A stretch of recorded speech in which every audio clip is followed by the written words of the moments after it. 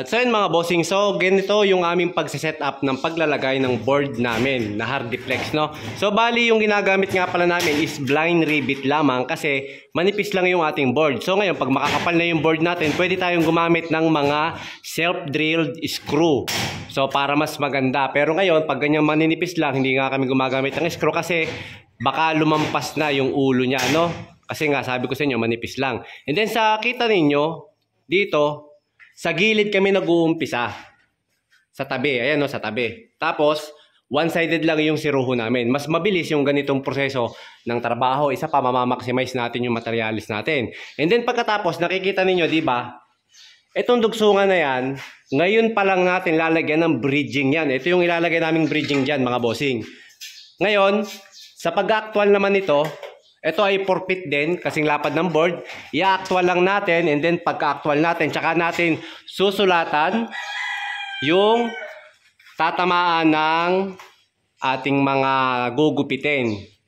So, kinakailangan syempre makapantay yung ating bridging dyan. So, ganyan lang yung diskarte natin. So, mas mabilis yung ating proseso ng trabaho pag ganyan. Hindi tayo matatalunan ng framing, no? So, kasi minsan pagkita nyo, gaya ng sabi ko, hindi kami nag-iiskwala pagdating sa mga ganyang metal paring at saka yung ganyang mga Hardiflex board, mga Paisen board yung ginagamit namin. Kasi, kinakasa na namin ng isang buo.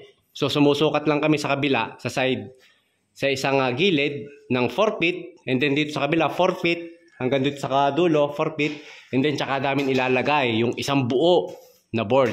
Pagkatapos, tsaka lang kami maglalagay ng bridging as framing sa mga dugsungan lang. Technique naman natin mga boss, wag muna kayong maglalagay ng blind rivet o wag nyo munang i-rivet yung malapit dito sa dugsungan. So para hindi na tayo mahirapang isuksok yung bridging natin. Natapos na natin gupitin to, and then try natin kung kasya na. Okay, so ganun lamang ka-basic yan mga bossing. Ayan.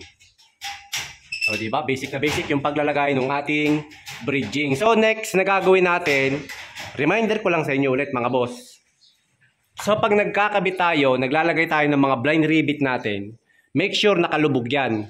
Okay? May hasain man lang yan, pahapyaw lang. Kumbaga yung mga excess na kailangan ganyan yan, lubog. So para pag nagpintura tayo, hindi na tayo may hirapan. So hindi natin hahasain. Kasi once na nakalutang yan, hinasahan natin, mawawala na ng pwersa, mauubos yung ulo, may tendency na bumagsak yung ating Paisen board.